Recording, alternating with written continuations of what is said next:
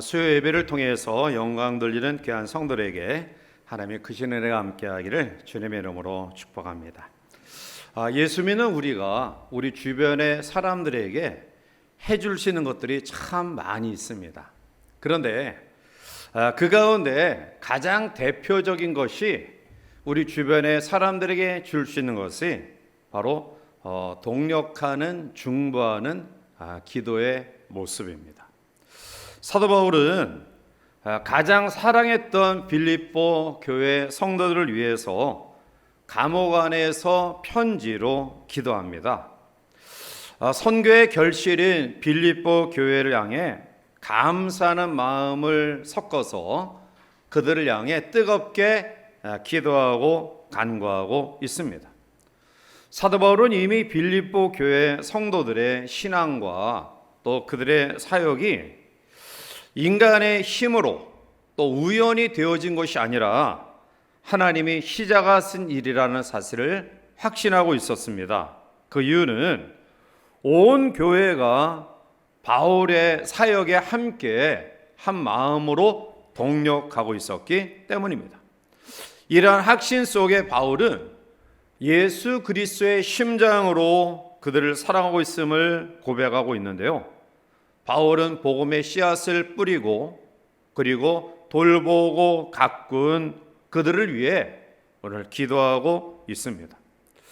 우리가 바울 서신을 통해서 보면 바울은 교회를 위해, 성도를 위해 내가 무슨 기도를 하고 있는지 그 기도의 내용을 알려주고 있습니다. 그 이유는 너희도 나와 같이 이렇게 기도하라, 또 아니면 기도한 대로 살아라 라는 당부의 말씀이 그 가운데 내포되어 있는 것이기 때문입니다.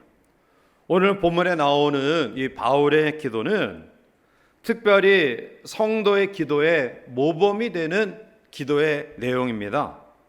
바울은 여기에서 내가 지금 이 차디찬 감옥 안에 있으니 이 감옥에서 벗어나게 해달라 그렇게 기도하지 않아요. 그는 여기에서 심한 고통을 당하고 있으니 나에게 이 고통에서 벗어나게 해달라고 기도하지 않습니다. 오히려 그는 빌립보 교회 성도들의 신앙과 삶을 위해서 기도하고 있습니다. 어떤 기도를 하고 있는가요? 오늘 모범적인 바울의 기도의 내용을 우리들이 묵상하면서 우리도 교회를 위해서, 우리 주변의 성도를 위해서, 또 우리와 함께하는 지체를 위해서 적어도 성숙한 크리스찬으로서 이러한 기도의 내용을 가졌으면 좋겠다라는 바람을 가집니다.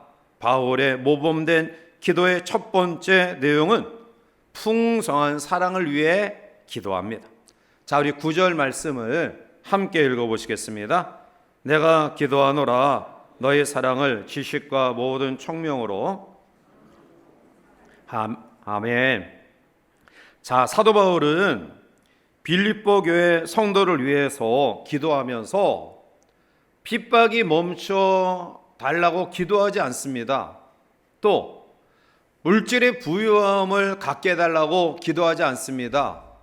더 나아가 나에게 건강을 회복시켜 주십시오 라고 기도하지 않습니다. 빌립보 교회 성도들의 여러 가지 당면한 환경, 그 환경에서 벗어나기를 위해 기도하지 않고요, 너의 사랑을 지식과 모든 총명으로 점점 더 풍성하게 하기를 원한다, 그렇게 간구한다 라고 기도하고 있어요. 자, 그런데 여기서 여러분들이 살펴볼 것은 사도 바울이 단지 빌립보 교인들을 향해서 사랑의 성도가 되게 해달라 그렇게 기도하지 않아요. 빌립보 교인들을 향해 사랑을 달라고 기도하지 않습니다. 왜냐하면 빌립보 교회 성도들은 이미 사랑이 있는 교회예요. 어려움을 겪고 있는 모교회 예루살렘 교회를 위해 자기들도 어려운 가운데 있었지만 풍성한 헌금을 모아 보냈습니다. 고린도서 8장 2절에 보면 환난의 많은 시련 가운데에서 그들의 넘치는 기쁨과 극심한 가난이 그들의 풍성한 연보를 넘치도록 하게 하였느니라 라고 말해요. 즉 빌립보 교회도 가난한 가운데 있었지만, 어려운 가운데 있었지만, 그러나 풍성한 연보를 기근 속에서 어려운 가운데 있는 모교회 예루살렘 교회를 위해 헌금해요. 자, 그러면 지금도 분명히 빌립보 교회는 훌륭한 교회예요. 사랑이 있는 교회예요. 그런데 왜 바울은 빌립보 교회 성도를 향해서 사랑으로 지식과 모든 총명으로 더 풍성하게 해달라고 기도했을까요? 우리는 여기서 사랑에는 이만하면 됐다라는 그런 시점이 없다라는 사실을 깨달아야 돼. 해도 늘 모자라는 것이 사랑이에요. 나는 이 정도 사랑하면 돼. 나는 이 정도 이런 태도로 저 사람을 상대하면 돼. 이제 문제는 저 사람에게 있어. 내가 이 정도 했으니 나에게 이렇게 반응해야 돼. 우리가 하나님 앞에 사랑의 모습을 가지고 또 용서하고 베풀고 또 나누는 마음을 가지는, 그래도 조금 신앙이 낮다라고 생각하는 사람조차도 우리가 어떤 한계를 스스로 정하고 있어요. 그런데 바울은 오늘 본문의 기도를 통해 그렇지 않다. 사랑은 한계 시점이 없다라는 거예요. 오늘 우리가 믿음을 통해서 하나님 앞에 성장하기를 원하는데 어디까지 우리가 나아가야 되느냐? 그리스도의 장성한 분량까지 우리가 도달해야 돼요. 적어도 해도 모자라는 것이 사랑이다. 나는 이만큼 하면 됐어. 나는 이 정도 하면 다 했어. 다 줬어. 이제는 당신의 반응이 문제야. 당신의 태도가 중요해. 내가 이 정도 했으니 이렇게 해야 돼. 이 마음이 하나님 앞에 잘못된 마음이라는 거예요. 자식을 향한 부모의 사랑이 그렇지 않아요? 자식을 향한 사랑은 사실은 부어도 채워지지 않는, 줘도 아깝지 않은, 이게 부모의 사랑이에요. 하나님의 사랑이 그렇습니다. 죄인을 향한 하나님의 사랑이 그래요. 하나님의 사랑은 무한한 사랑이에요. 오늘 우리를 향한 하나님의 무한한 사랑이 없었다고 한다면 어떻게 우리가 여기 앉아 있을까요? 용서하시는 사랑, 긍휼하시는 사랑, 끊임없는 하나님의 사랑이 없다고 한다면 우리가 어떻게 여기 있겠느냐라는 거예요. 빌립보 교회는 사랑이 있는 교회예요. 자기들도 어렵고 힘들었지만 주변의 사람들에게 사랑을 주는 교회인데, 그런데 오늘 빌립보 교회 성도를 향해서 바로 지식과 총명으로 풍성하게 하사라고 바울이 간절하게 기도하고 있어요. 사랑하는 성도 여러분들이요, 오늘 우리의 사랑이 이 정도 됐다라고 생각하는 순간 우리는 하나님 앞에 교만한 마음을 가지게 되는 거예요. 다른 사람을 평가하게 되는 겁니다. 그리고 조건적인 그러한 반응을 요구해요. 이것은 신앙적인 삶이 아니다. 사랑은 넘쳐야지 그 사랑이 다른 사람에게 흘러갑니다. 사도 바울은 빌립보 교회 성도의 사랑이 이제는 감정적이고 따뜻한 차원에서 넘어가 지식과 총명으로 더 풍성하게 되기를 기도해. 이것은 더 견고한 사랑, 지혜로운 모습의 사랑이에요. 가끔 보면 사랑을 하기는 하는데 사랑의 방법을 잘 몰라서 인간관계에 오히려 마이너스가 되고 공동체에 마이너스가 되는 경우가 있어요. 바울이 말하는 사랑은 맹목적인 사랑이 아니에요. 바울은 지식과 모든 총명을 말하고 있습니다. 이어서 지식은 하나님의 말씀이에요. 세상적인 지식이 아니라 하나님의 말씀.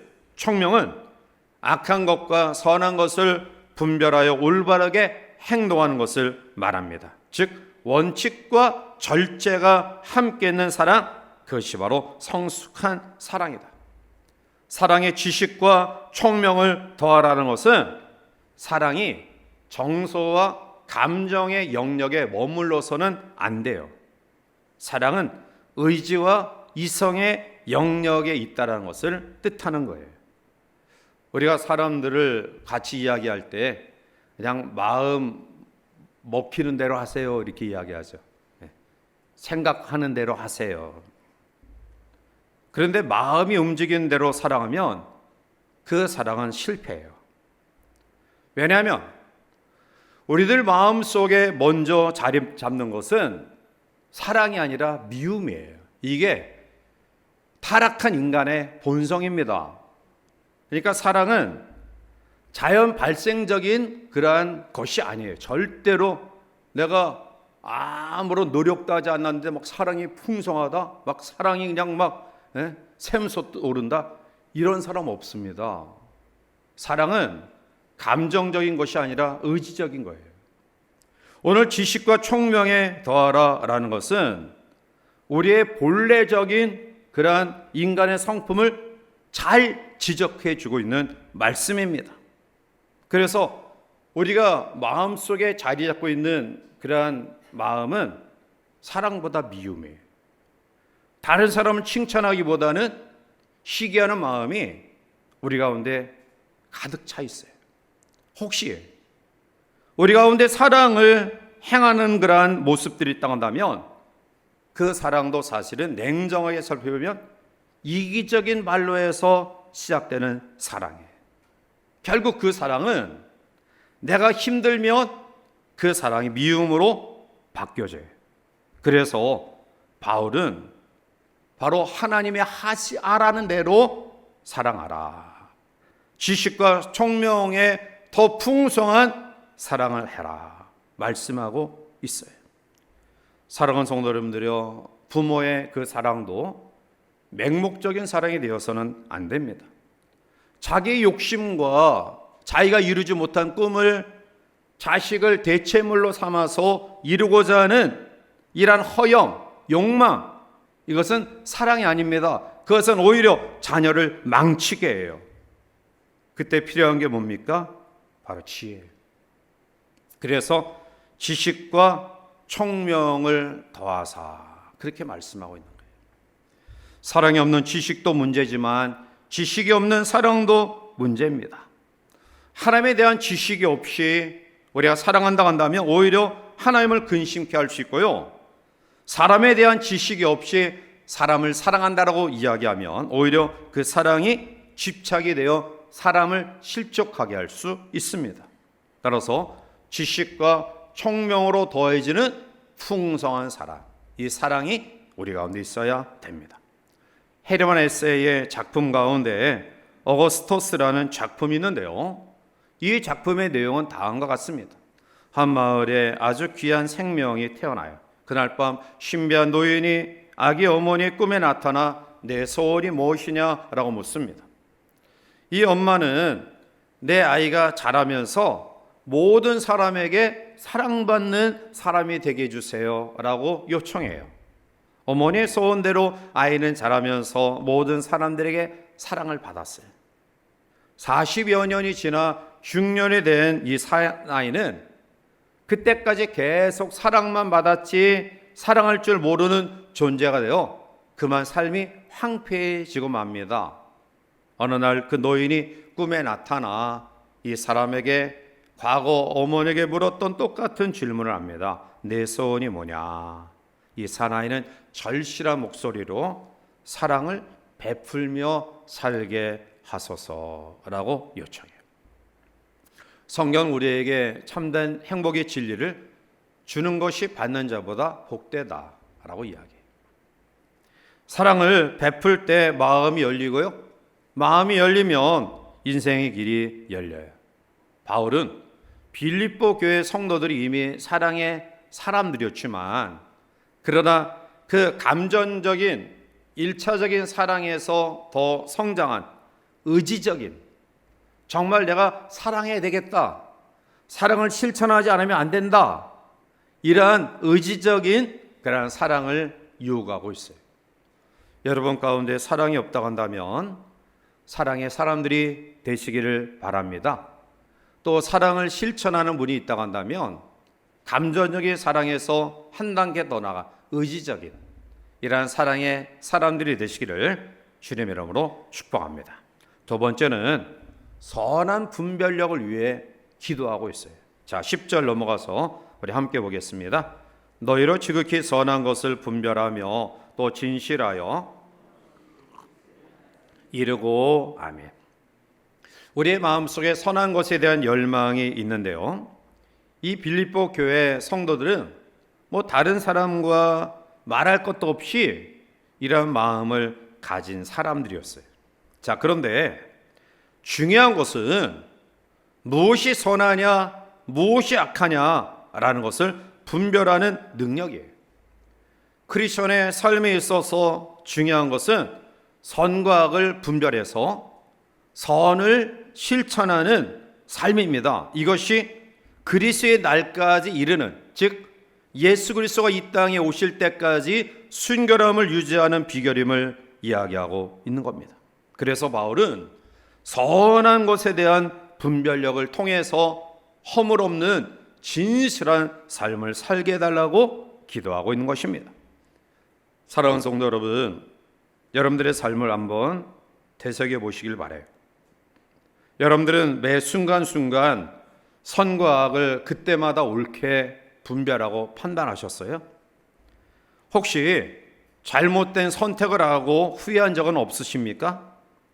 또한 잘못된 선택 때문에 여전히 지금까지 그 고통 가운데 있는 그런 사람은 혹시 우리 가운데 있지 아니한지요? 우리가 어떻게 이 실수를 막을 수 있을까요? 바울은 빌립보 교회 성도들에게 교육을 받아라 그렇게 이야기하지 않아요. 선과 악에 대한 분별력, 우리가 바른 판단을 통해서 후회함이 없는 고통 가운데서 죄책감 속에서 빠져있는 삶이 아닌 자유로운 삶의 비결은 바로 기도하는 데 있다. 기도하는 데. 성경을 공부한다고 분별력을 얻는 것 아니다라는 거예요. 교육을 받는다고? 아니에요. 바울은 하나님 앞에 간절한 마음으로 기도해야 된다. 하나님, 우리에게 선과 악을 분별할 수 있는 분별력을 갖게 해주세요. 내가 수용해서 그것을 헤쳐나갈 수 있는 용기, 아니면 어쩔 수 없는 부분에 대해서는 과감히 포기할 수 있는 결단, 이것을 하나님 앞에 구하라. 사랑하는 성도 여러분, 물론 누군가의 조언을 받아서 도움이 되기는 해요. 그러나 분별력은 하나님 우리에게 주시는 선물이에요. 기도함으로 하나님이 주시는 선한, 악한 것에 대한 바른 판단력을 가질 수 있는 기도의 용사들이 되시기를 바랍니다. 지금 우리에게 필요한 기도가 바로 이러한 기도예요. 선한 것과 악한 것을 판단할 수 있는 분별력, 내 수준 판단에 의해 기준하는 것이 아니라 내가 좋아하고 내가 원하는 것, 생각 이상의 하나님의 뜻, 거기까지 미쳐야 돼. 그게 올바른 판단력이고 분별력이에요. 자기 수준에 내가 좋은 대로 하기 때문에, 우리가 이러한 마음을 가지기 때문에 끝까지 그리스도의 재림의 순간까지 우리가 하나님 앞에 경주의 삶을 살아가지 못하는 거예요. 중도에서 낙오하고 하차하는 이유가 이렇다. 또 진짜와 가짜를 구별할 수 있는 그러한 능력도 우리 가운데 있어야 돼요. 물론 당시에도 가짜가 있었지만 지금은 가짜가 진짜 같아요. 뭐가 진짜인지 뭐가 가짜인지 사람들의 머리가 발달해서 이제 어떤 정신세계, 우리가 우리의 마음과 삶의 어떤 풍요로움의 어떤 정서적인 이런 부분에 대해 발달하기보다는 아주 잔꾀가 늘어나고 있어요. 그래서 가짜를 진짜처럼 만드는 기술만 발달되는 것 같아요. 신앙도 마찬가지.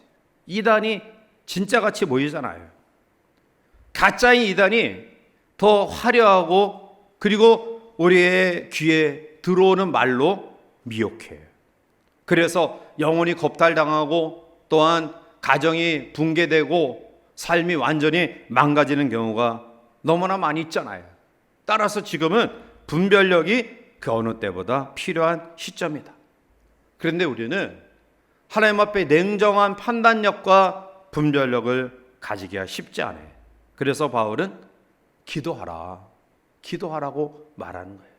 여러분, 우리가 그리스도의 날까지 흠없이 점없이 순전하게 보존되는, 그래서 이 악한 세상 속에서도 악과 더불어 타협하지 아니하고 구분되고 걸어가고 성별된 삶을 살아가는 분별력은 기도에서 하나님의 은혜를 경험하지 않으면 선줄로 아는 자는 넘어질까 조심하라는 것처럼 다 나자빠져요. 내 신앙의 경험과 연륜과 체험과 이러한 것들 속에 다 넘어지고 말아요. 그래서 오늘 바울은 빌립보 교회 성도들에게 그 환난과 핍박이 심한 가운데서 바로 선한 분별력을 갖게 해달라고 기도하고 있는 겁니다. 사랑하는 성도들 마음속에 하나님의 뜻을 분별할 줄 아는 그러한 기도의 갈망이 있기를 바랍니다. 무엇이 중요하고 무엇이 본질적인 것인가를 위해 기도해야 돼요. 물론 우리의 삶에 중요한 것 참 많이 있습니다. 그러나 모든 것이 다 똑같이 중요한 것은 아니에요.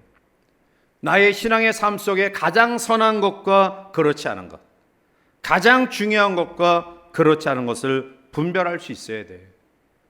여러분들의 시간과 여러분들의 세월과 우리 인생을 지엽적인 것에 낭비해서는 안 돼요. 비효율적인 것에 우리의 시간과 능력을 낭비해서 안 됩니다. 우리가 선한 일을 하고도, 하나님이 기뻐하신 일을 하고도 사실은 시간이 모자릅니다. 시간이 없습니다. 세월이 우리를 기다려주지 않습니다. 그런데 지엽적인 것에 자기 시간 다 낭비하고 자기의 정력 다 허비하고 아무것도 남긴 것이 없이 살아가는 사람들이 있다라는 거예요. 미숙한 사람의 특징은 분별력이 없어요. 그냥 한 가지 꽂히면 거기에 자기의 모든 것을 다 쏟아버려요. 시간도, 물질도, 자기의 모든 자원도 거기에 다 쏟아버려요. 어리석은 아이들 같은 모습들을 가지는 그러한 성도들이 있다라는 거예요. 진리에 입각한 풍성한 믿음이 우리 가운데 있을 때 옳고 그른 것을 분별하고요, 우리의 주어진 이 육체의 기간과 시간들을 낭비하지 아니하고 하나님이 원하시는 삶으로 투자합니다. 그래야지만이 주께서 이 땅에 오실 때 흠없고 거룩한 모습으로 세워질 수 있는 겁니다. 그래서 바울은 빌립보 교회 성도를 향해서 선한 것에 대한 분별력을 갖게 해달라고 기도하고 있어요. 마지막 세 번째로 바울의 간절한 기도의 내용은 열매가 가득한 삶을 달라고 기도하고 있어요. 자, 11절 우리 넘어가서 함께 봅니다. 예수 그리스도로 말미암아 의의 열매가 가득하여 한 송이 되기를 원하노라. 아멘. 자, 하나님이 우리를 통해 영광을 받으시길 원해요. 그리고 그것이 우리의 창조의 목적이에요. 하나님 우리를 만드시고 우리를 세우시고 여러분들을 위해 예수 그리스도를 보내시고 독생자 예수님이 죽으시고 그리고 다시 3일 만에 부활하시고 승천하신 이 모든 과정의 배후에는 영광받기 위해서예요. 그런데 우리가 하나님 앞에 무엇으로 영광을 돌릴 수 있을까요? 오늘 성경은 열매다라는 열매. 잎사귀만 무성한 무화과 나무를 책망하고 저주하셨던 주님을 우리가 생각해 봐요. 사도 바울은 빌립보 교인들이 열매가 가득하기를 원했습니다. 우리들 잎만 무성한 나무가 되어서는 안 돼요. 그 나무의 진가는 열매를 통해 드러나는 거예요. 열매를 통해 그 나무의 가치가 드러나는 겁니다. 잎만 무성하다고 그 나무가 진가가 있는 것 아니에요. 농부의 최종 목표는 화려한 잎사귀, 화려한 꽃, 아니면 좋은 목재가 아닙니다. 농부의 최종 목적은 열매예요. 하나님이 우리에게 원하시는 삶은 화려한 언변, 화려한 외형, 이거 아닙니다. 열매예요, 열매. 우리나라 말에 알차다라는 말이 있죠. 알차다, 알이 찼다, 열매가 좋다라는 말이에요. 외모보다 내면적인 존재를 가꾸는 사람, 현재의 삶보다 미래를 소중하게 여기며 더 가치를 중요하게 여기며 살아가는 사람들. 요한복음 15장 포도나무의 비유를 보면 하나님의 최대의 관심은 가지가 열매 맺는 일에 있어요. 기독교는 열매 맺는 종교예요.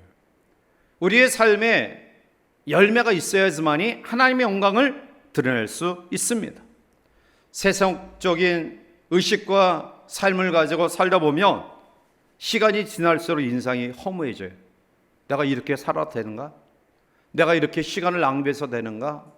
뭔가 얻은 것은 있는 것 같은데, 뭔가 화려해지는 것 같긴 한데, 뭔가 손에 잡히는 것 있는 것 같은데, 그런데 그 마음속에 인생이 점점 허무해져요. 내가 이것 때문에 살았는가? 내가 여기에 관심을 가지고 이것을 쟁취하기 위해 나의 시간과 나의 삶을 지금까지 투자했는가? 그런데 예수 그리스도를 향한 우리의 믿음이 온전히 세워지면 시간의 흐름과 세월의 흐름 속에 우리의 마음속에 만족과 감사가 충만해져요. 어떻게 열매를 맺을 수 있는가? 요한복음 15장 4절은 우리에게 그 답을 주고 있어요. 내 안에 거하라, 나도 너희 안에 거하리라. 가지가 포도나무에 붙어있지 아니하면 스스로 열매를 맺을 수 없음 같이 너희도 내 안에 있지 아니하면 그러하리라. 그리스도 안에 있어야 돼요. 포도나무 그 줄기에 붙어 있어야 돼요. 가지는 능력 없습니다. 가지는 아무런 능력이 없어요. 붙어 있기 때문에 그 가지 끝에 열매가 맺혀지는 겁니다. 내가 아무리 못나고 부족해도 포도나무 원줄기에 붙어 있으면 능력이 주어져요. 조금 돈 벌면 포도나무에 붙어 있기보다 혼자 잘난 맛에 살려는 마음을 가져. 조금 성공하면 포도나무 줄기에 대한 의미를 무시하고 가지밖에 되지 않는 그러한 사람들이 자기가 뭔가 이룬 것처럼 착각해요. 그러나 그 순간 가지는 줄기에서 떨어지는 거예요. 떨어지면 어느 정도는 위력을 발휘할 수 있겠죠. 그러나 얼마 못 가서 그것은 시들어 버려요. 아무런 역할을 감당할 수 없게 돼요. 주님 안에 거하는 삶, 주님께 붙어있는 삶이 우리 가운데 있기를 원합니다. 교회를 소중히 여겨야 돼요. 시험 받는 사람들 가운데 하는 말들 가운데 보면 꼴 보기 싫은 사람이 있어서 교회 나가기 싫다는 거예요. 여러분, 꼴 보기 싫은 사람이 여러분들의 영혼을 책임져 줍니까? 그 사람 때문에 자기의 영혼 가장 소중한 것들을 그냥 내려놓는 사람, 이것처럼 어리석은 사람은 없어요. 우리가 시험을 경험하고 또 고난을 경험할 때 더 루시 나오미를 붙잡듯이 그러한 믿음의 결단이 있어요. 밀착하고 간격 두지 아니하고 주님을 붙잡는 믿음의 삶이 있어야 돼요. 여기에 갭이 생기면 마귀가 틈타요. 우리의 생각과 우리 행동에 마귀가 틈타서 자꾸 하나님과 멀어지게 만들어요. 교회와 멀어지게 만들어요. 그러면 여러분들의 영혼이 파리해져요. 얼마 안 가서 시들어버려요. 그리고 우리의 영혼이 하나님 앞에 죽게 되는 거예요. 완벽한 사람 없습니다. 완벽한 교회 없어요. 그러나 우리에게 가장 중요한 일은 그리스도 안에, 즉 포도나무 줄기에 붙어있는 가지가 되어야 합니다. 그것이 바로 우리가 사는 비결이에요.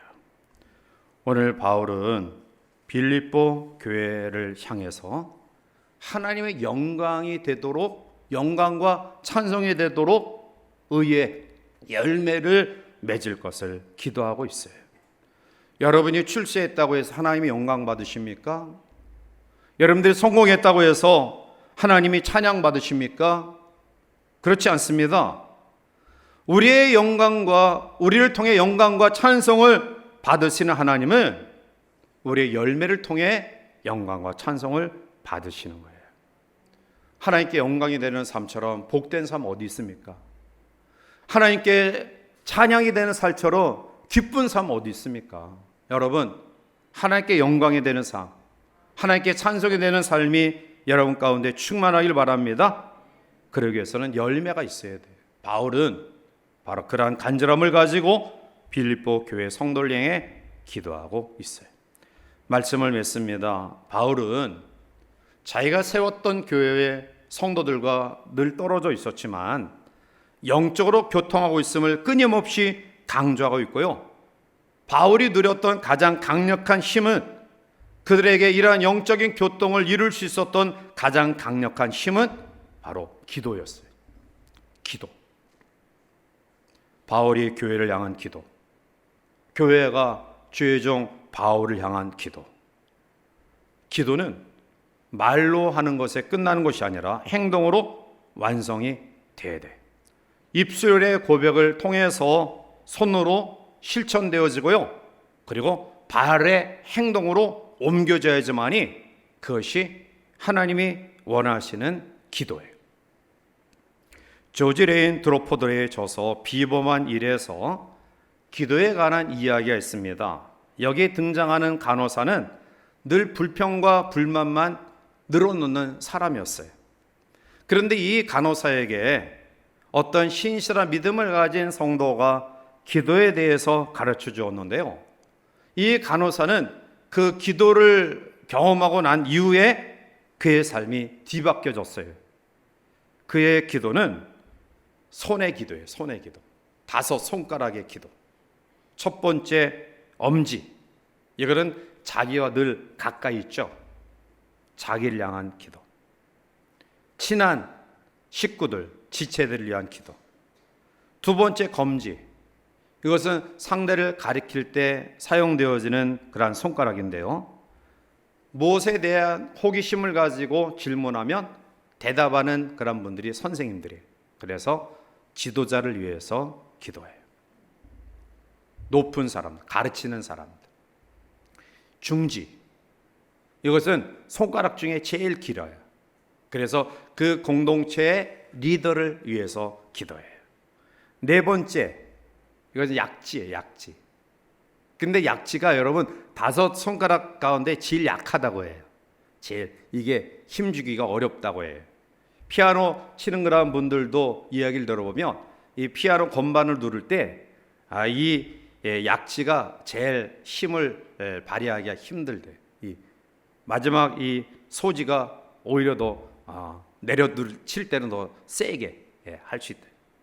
그래서 이 4번째 이 약지는 약한 사람, 자기 주변에 병약한 사람, 또 물질적으로 어려운 사람, 또 빈민한 사람들. 마지막 5번째, 가장 작은 이 새끼손가락은 소지. 그것은 자신을 위한 기도. 마지막 5번째 기도가 자신을 위한 기도. 불평과 불만만 일삼던 이 간호사가 이 5 손가락에 기도의 의미를 부여하고 기도하는 순간 그의 삶이 감사와 찬양과 기쁨으로 바뀌어져요. 사도 바울은 지금 로마 감옥 안에 있습니다. 얼마나 힘들었을까요? 그런데 그는 자신과 달리 자유로운 몸으로 생활하고 있는 감옥 밖에 있는 빌립보 교인을 위해 기도해요. 그 기도도 세속적인 것에 머물지 않고요, 사랑이 있지만 더 지식과 총명의 풍성한 사람, 선한 것을 분별할 수 있는 분별력, 그리고 하나님께 영광과 찬송이 되는 의의 열매를 맺게 달라고 기도합니다. 바울의 모범적 기도가 우리의 기도가 되기를 바랍니다.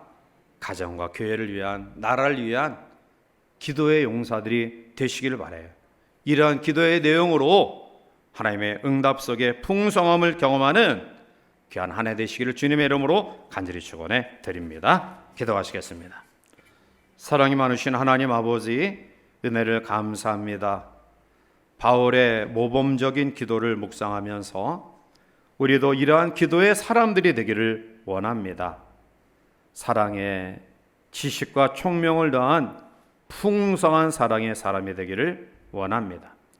선한 것과 악한 것을 분별할 수 있는 내 기준이 아닌 하나님의 뜻에 합당한 분별력을 우리에게 허락해 주셔서 우리의 시간과 우리의 젊음과 우리의 물질과 우리의 주신 축복을 낭비하지 않도록 그리스도의 재림한 날까지 흠없게 점없게 보존되어지기를 원합니다. 하나님의 영광과 찬양이 되는 삶이 되기를 원하오니 우리의 삶에 충만한 열매를 통해 영광 돌릴 수 있도록 도와 주시옵소서. 살아가는 모든 성도들의 삶이 이러한 기도로 무장하게 하시고 이러한 은혜로 무장하게 하시고 이러한 응답의 역사를 경험할 수 있도록 축복하여 주시옵소서. 예수님의 이름으로 감사하며 간절히 기도하옵나이다. 아멘.